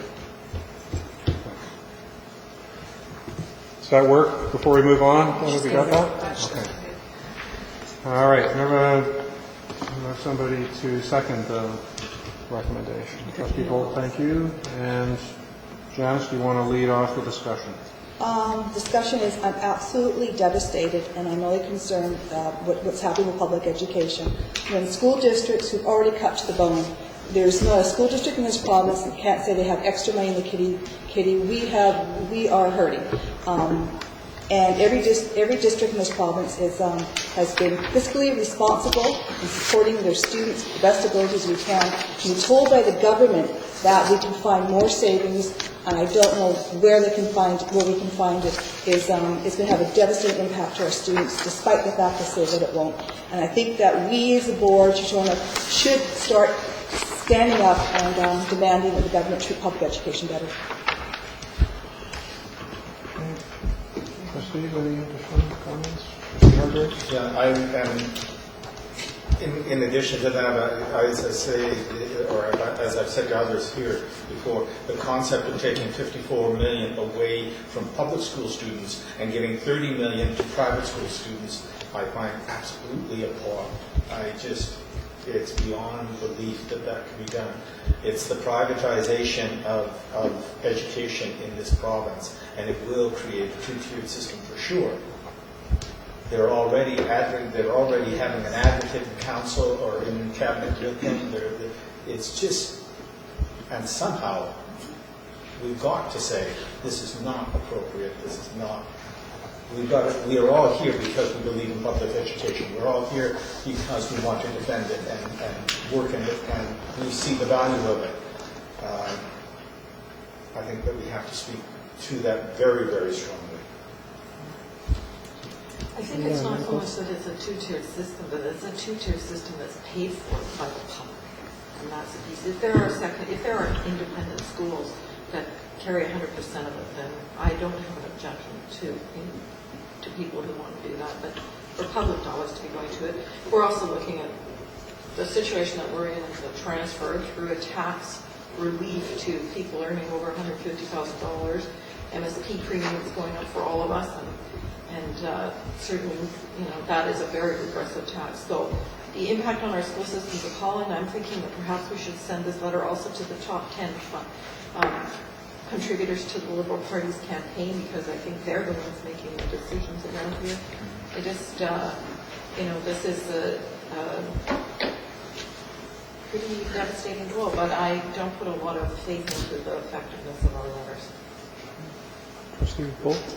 I was at the DPAC meeting last night, and I was very impressed that they have put together a bit of a committee that's going to look at getting information to parents, and they'll be asking our finance committee for some assistance. I have drafted, haven't finished, but I'm drafting what we talk about at the finance committee meeting is a series of FAQs, frequently asked questions, that we could put together with some information about numbers. For example, is it 29, is it 54, is it 133?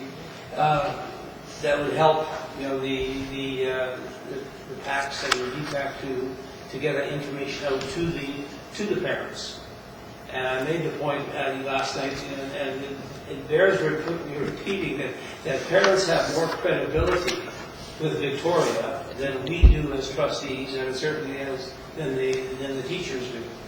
And it's the children and our grandchildren who are going to be feeling this. So if we can give more information, make some more information available, including on our website, but certainly sending it out to the PACs and so on.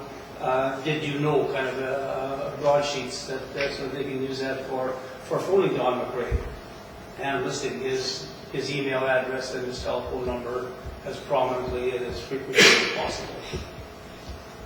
During the strike, for example, Don McRae made the point to me, I met him a couple of times, he said, I'm not getting a lot of pressure from parents about what's happening in public education. Some parents are doing that, but he says, you know, well, where's the problem? And he's absolutely right. If he's not getting hammered on the telephone and so on a regular basis, his message to Christy is, I think the plan will go Moscow. Thank you very much. That's a bit political, but you know what? Yeah. Thank you. Trustee Brown? I agree wholeheartedly that it's the systematic dismantling of the public school system, and I also agree that it's vital that PACs and parents and individuals in the district start to speak up. However, we can encourage that. Encourage us to do so. Further to Trustee Ball's point, I actually drafted up some frequently asked questions as well and sent them to the Secretary Treasurer, so at our next meeting we will come back to that. For the other point, I think it's very wise to send a copy of the letter to the Minister of Finance. As I understand the way this system works, it's the Minister of Finance who apportions money to the various ministries, and our chair probably knows a lot more about this than I do, but it's the Minister of Finance who makes the slices of the pie, if you like. And so I think it's a very appropriate thing to send a copy to the Minister of Finance. So before you go, a couple things. While I do think the Minister of Finance clearly has a big role in this, I wouldn't underestimate the role of Treasury Board in determining government expenditures. On the notion of the letter, I have absolutely no quarrel with sending a letter, and we'll support that. I do think, and I'm happy to work with folks on some of the language for it. If the letter solely represents our disappointed, indignation, etc., it will go on the disappointment, indignation pile in the office, and that happens in every ministry, and that's just how it works. So I do think it's incumbent upon us to ask some questions, and not a question of, and I don't think I think a reasonable issue is the funding of the independent schools, but I don't think we'll get a reasonable answer on the, why are you doing this? I think the questions that we should ask should be specific to our district. For example, I've been part of a board here over a 12-year period, and there hasn't been a year that's gone by where there hasn't been some conversation about budget reductions. Some of those directed by government, some of those by circumstance because of the funding formula and the drop in enrollment. But what is unclear to me, and even more unclear to me currently, is I'm not sure what the ministry's understanding is of our circumstance where they can in fact determine that School District 71 has X amount of dollars to give.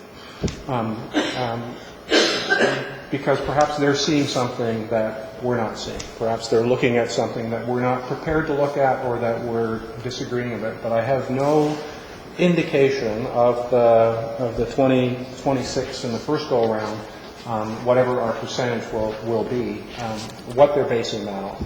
So I think a reasonable question to ask them is, for our portion of it, on what basis are you coming to that dollar figure for us?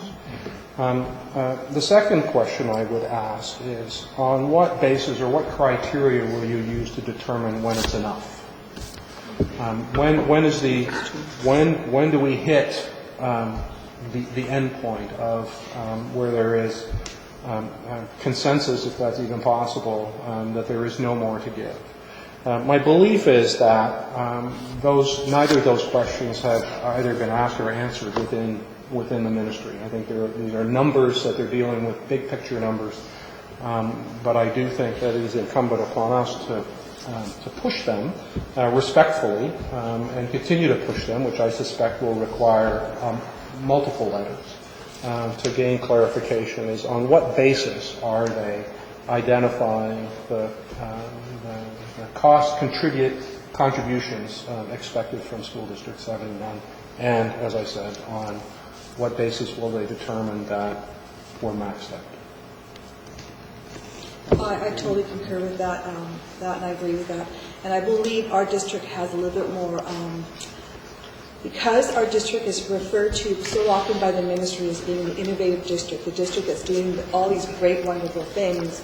You can say, you come out there and you say what a great district you're doing, and you highlight the programs that we do in Fort Putledge, that we're doing at our Lake Trail students, that are doing in Highlands. But we have a bit of I think a bit more, how to say, I'm trying to say this very little. Credibility, and when we go to that because they refer to us in that, and they're coming here on Friday because we are a district that is doing exactly what they want to do. So I think that, I agree with that credibility, so I would concur with your clinical questions. I'm sorry, Sheila, I skipped through. Interesting discussion. I think that, I like the approach of asking those questions, and it is a bit of a mystery, because we are looking at a government which is claiming to actually have balanced the budget and show a surplus. So from the perspective of an annual basis, they are saying that there is a surplus. Why then are they asking for a return of funding from the public school system? Why do they feel it's so essential to scrape? 29 million is actually not that much money, but they are scraping at that from public school districts.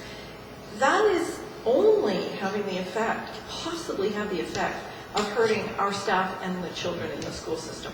Why is it so essential?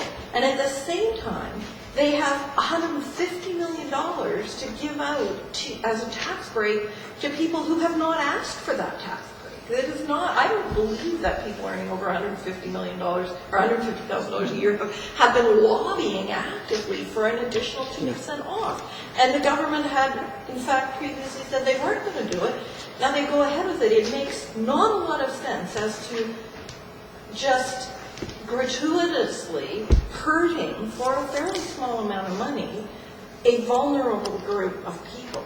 So I find that a very interesting question. Now I know that, I mean, this is in the context of the collapse of the great LNG pipe dream, and it is without any mention of the fact that our debt, our provincial debt, is still doubled in the years that they've been in power, and it will not be solved by $29 million being pulled back.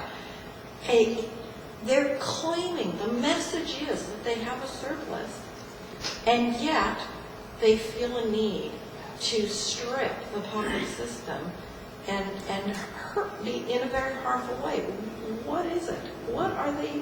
Why is that happening? And that would be my question.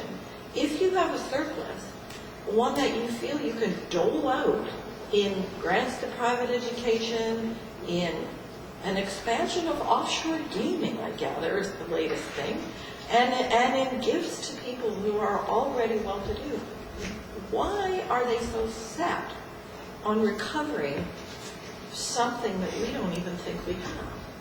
You know, what is going on there? Trustee Bolt? I like your questions. I think they're valuable, and they're questions that can't be answered yes or no. And that's really critical. Those are the kind of questions we're asking. I'm wondering if we may want to fashion different questions for the Minister of Education, different from those of the Minister of Finance, and for the MLA. For example, with the MLA, what are you prepared to do? How are you able to,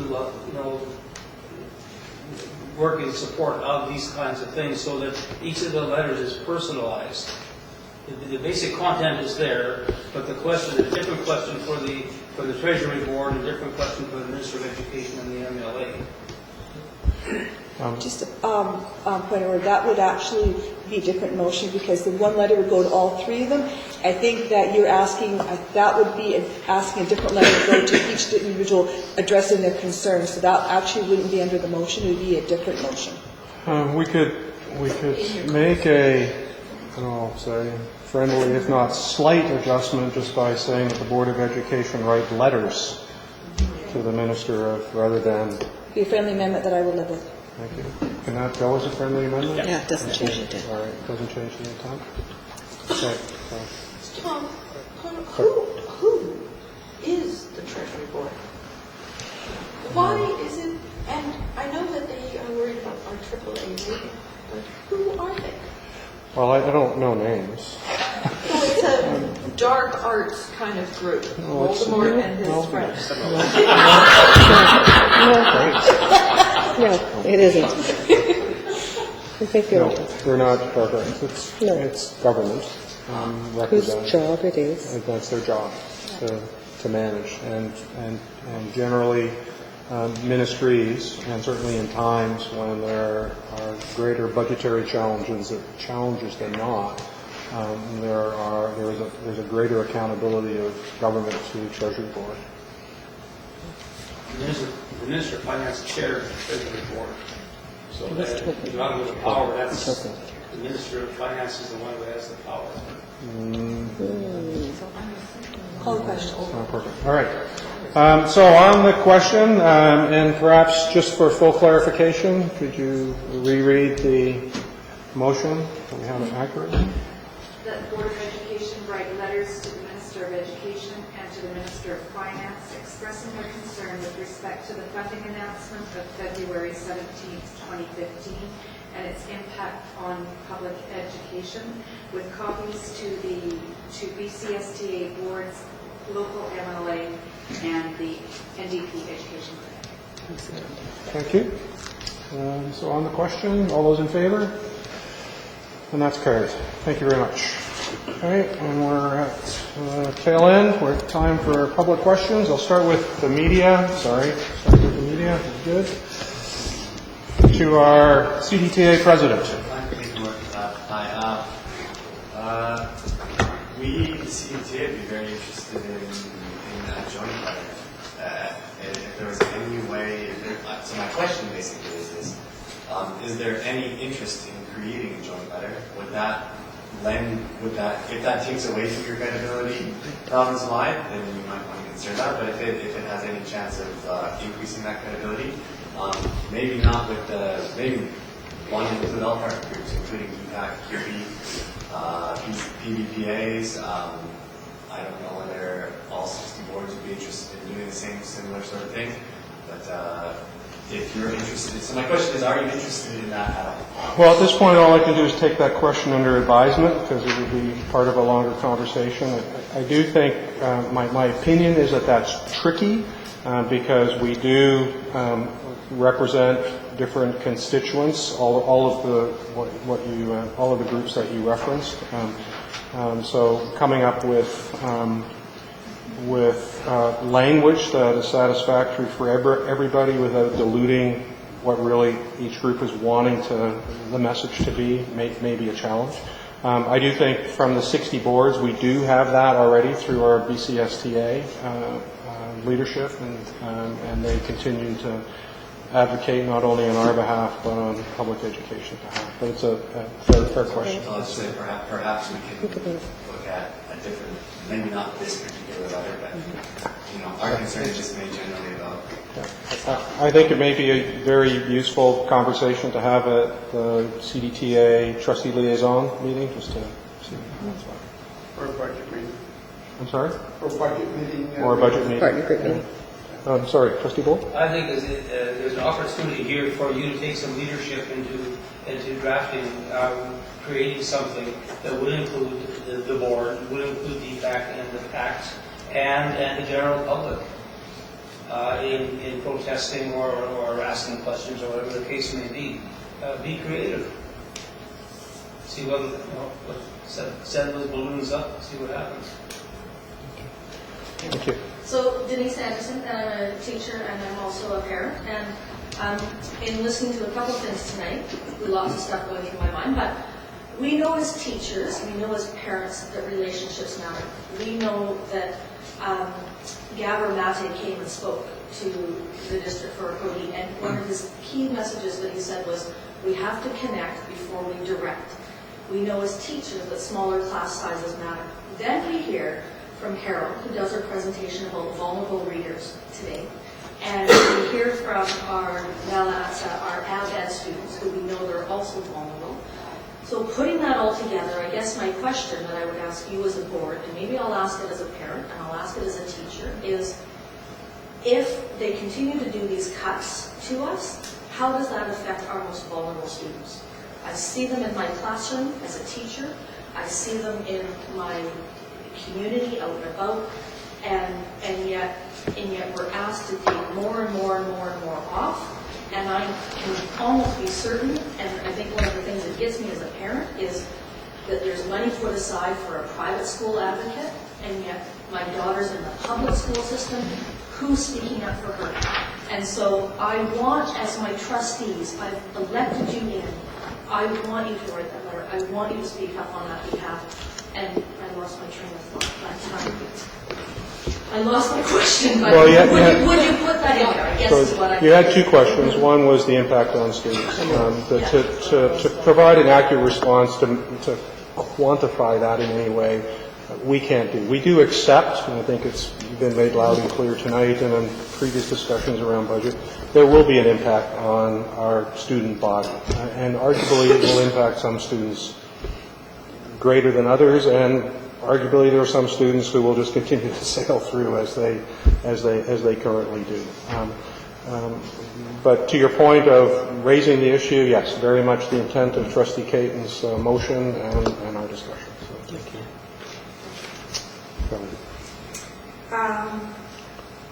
Is there any thought, the reason behind cutting is eventually to make your guys' lives miserable, that they regionalize, like they do the health care units, so each community doesn't have their own school? It's not something that government has signaled in a formal way. Certainly on the shared services agenda, government is looking and has previously looked in other ministries around consolidating particular streams of work. One of the challenges within education, unlike other ministries, that other ministries have singular or collective unions and bargaining units. Education doesn't. We have, so to try to knit all that together will be exceedingly complicated.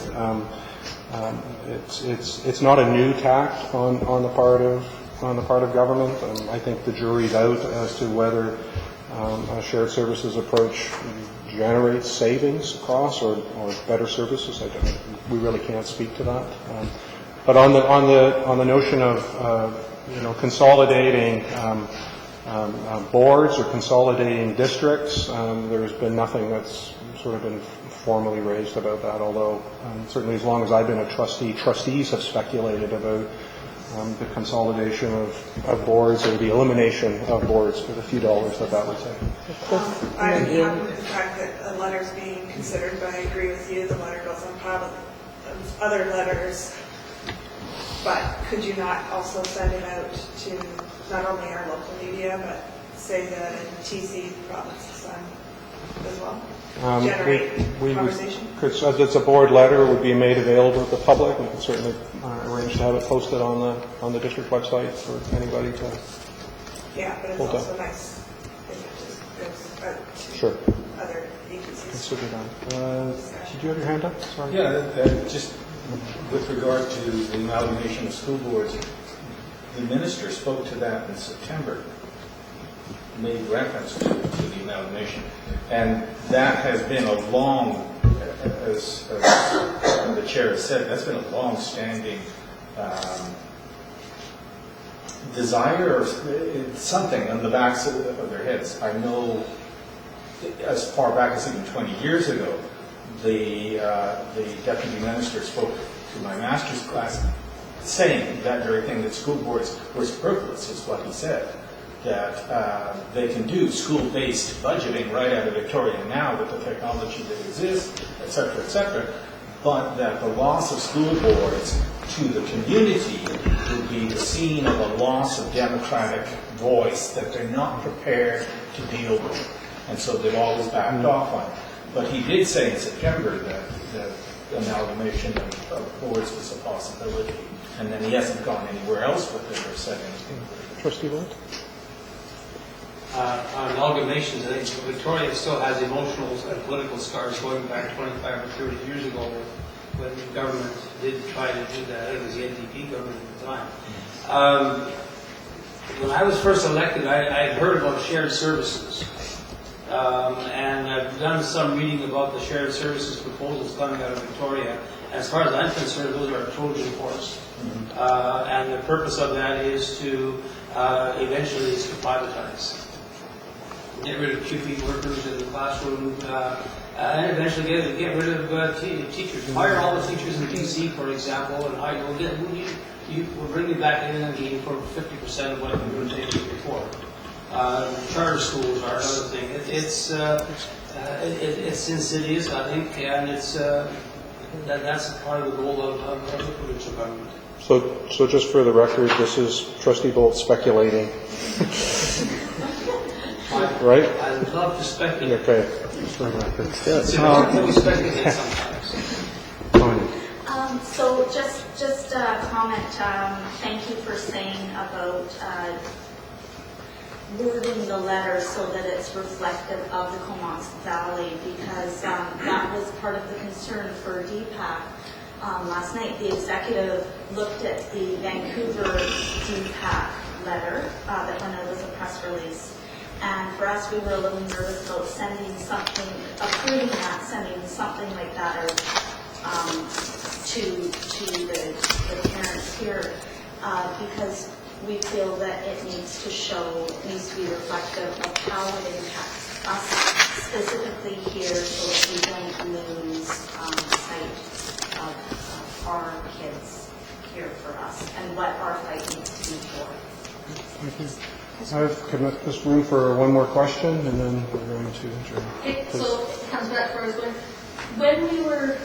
When teachers were on strike and we had our collective agreement, we came to that, I would ask I would ask Peter Fassbender, Minister of Education, when he comes here, he publicly stated on record that that collective agreement signed would come out of the government, and yet your budget of $54 million in cuts is now onto the school boards. So I would ask him to say, why have you changed your tune?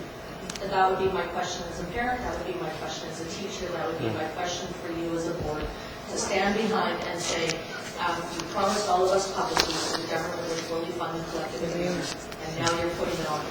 So, I mean, in real dollars, they are funding it. The challenge is, and this is not to defend anyone. We are still in early days of trying to understand this budget as well. It certainly doesn't read well to anybody, but we also want to be somewhat thoughtful and pragmatic, and let's not box ourselves in as a district, as a board, too quickly, because we really, truly do not fully understand the impact across the province. We've got big dollar values, but how that plays itself out, how that impacts this district, we don't know yet. All right. Sorry. Rob Cannon, PG 439 PG. I just want to congratulate Trustee Kate for her motion and applaud the board for passing that motion. Letters, so step in the right direction. Thank you. Okay, I'll entertain a motion to adjourn. Second, thank you. All those in favor? And we're adjourned. Thank you very much.